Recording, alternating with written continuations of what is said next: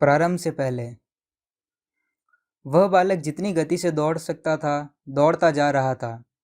उसके शीतदंश वाले पैर के अंगूठे से एक चुभन उसके पैर से ऊपर तक लहरा रही थी। उस स्त्री की गुहार उसके कानों में लगातार गूंज रही थी। सहायता करें, कृपया मेरी सहायता करें। वह बिना थमे अपने गांव की ओर सरपट भागता जा रहा था और उसके बाद सहसा ही एक विशालकाय बालों वाले व्यक्ति ने उसे प्रयास रहित एक और खींच लिया था। अब वह हवा में झूल रहा था और अपने पैरों को धरती पर रखने को बेताब हो रहा था। वह बालक उस राक्षस की विभत्स हंसी सुन पा रहा था जो उसके साथ खेल रहा था। उसके बाद राक्षस ने अपने दूसरे हाथ से उसे चक्कर गिन्नी की तरह घुमा दिया और उसे कसकर पकड़ लिया था। वह बालक स्तब्ध होकर निशब्द हो गया। उसने देखा कि शरीर तो बालों वाले राक्षस का था, लेकिन चेहरा उस स्त्री का था जिसके पास से वह कुछ क्षण पहले ही भाग आया था। उसका मुंह खुला हुआ था, लेकिन उससे निकलने वाला स्वर स्त्री रूपी न होकर एक रक्त पिपासु गर्जना थी। तुम्हें बहुत आनंद आया ना? तुम्हें मेरी विपत्ति पर बहुत आनंद आया ना? तुमने मेरी विनती को अनसुना कर दिया ना? अब यह चेहरा तुम्हें शेष जीवन सताता रहेगा। उसके बाद एक छोटी तलवार पकड़े हुए एक और विकृत हाथ न जाने कहां से उभरा और इससे पहले कि वह बालक कुछ समझ पाता, उसने उस भव्य सिर को बेधड़ कर दिया। नहीं!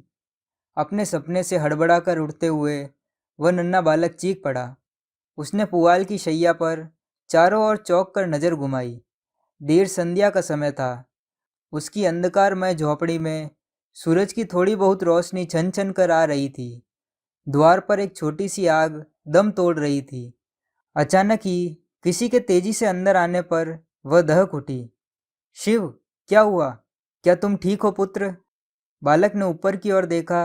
वह पूरी तरह से घबराया हुआ था। उसकी माँ ने उसे अपनी बाहों में लिया और उसके थके हुए सिर को अपने सीने से लगा लिया। उसके कानों में माँ की आरामदेह, ममतामयी और सदी हुई आवाज़ आई, सब ठीक है मेरे बच्चे, मैं यही हूँ, मैं यही हूँ। बालक ने अनुभव किया कि जैसे ही उसकी आंखों से आंसू बहने लगे तो उसके शरीर का तनाव भी कम होने लगा था। क्या हुआ मेरे बच्चे? वही भयानक सपना। बालक ने अपना सिर हिलाया। आंसू और तेजी से बहने लगे। वह तुम्हारा दोष नहीं है। तुम क्या कर सकते थे पुत्र? वह तुमसे 3 गुना बड़ा था, एक बड़ा आदमी। बालक ने कुछ भी नहीं कहा, लेकिन उसका शरीर अकड़ गया। उसकी माँ ने उसके चेहरे पर लाड से अपने हाथ फिराते हुए उसके आंसू पोंछती रही। तुम मारे भी जा सकते थे। बालक ने अचानक ही अपने शरीर को झटका दिया। तो फिर मुझे मर ही जाना चाहिए था। मैं इसी का पात्र था। उसकी माँ हैरान हो मूक हो गई। उसने कभी भी अपने माँ से इस तरह ऊंची आवाज़ में बात नहीं की थी, कभी भी नहीं। उसने जल्दी से इस विचार को झटक दिया और पुत्र का चेहरा सहलाने के लिए हाथ आगे बढ़ाया। ऐसा दोबारा मत कहना शिव। यदि तुम जीवित नहीं रहोगे तो मेरा क्या होगा? शिव ने अपनी नन्ही मुट्ठी को घुमाया और अपने ललाट पर मारता रहा, तब तक जब तक कि उसकी माँ ने उसकी मुट्ठी नहीं हटाई। क्रोध से एक गहरे लाल रंग का निशान उसकी बाहों के बीच उभर आया। माँ ने उसके हाथ नीचे कर उसे खींचकर अपने सीने से लगा लिया। उसके बाद जो उसने कहा वह सुनकर शिव चौंका। सुनो मेरे बच्चे, तुमने ही बताया था कि उसने स्वयं को बचाने का प्रयत्न नहीं किया। वो उस व्यक्ति के पास रखे चाकू तक पहुंच सकती थी और उसे चोट पहुंचा सकती थी, है ना? पुत्र ने कुछ नहीं कहा। उसने सिर हिलाकर मात्र सहमति प्रकट की। क्या तुम जानते हो कि उसने ऐसा क्यों नहीं किया? बालक ने अपनी माता की ओर उत्सुकता से देखा।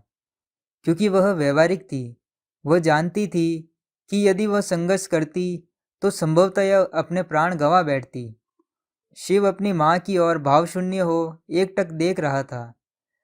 जान उसकी जोखिम में थी और फिर भी उसने वही किया जो उसे जीवित रहने के लिए करना था, प्रतिकार ना करना। उसकी आंखें एक पल के लिए भी अपनी माँ के मुख से नहीं हटी। फिर तुम्हारा व्यवहारिक बनना और जीवित रहने की इच्छा करना गलत कैसे हो सकता है? बालक पुनः सिसकारियां भरने लगा। उसके मन को कुछ शांति मिल रही थी। धन्यवाद।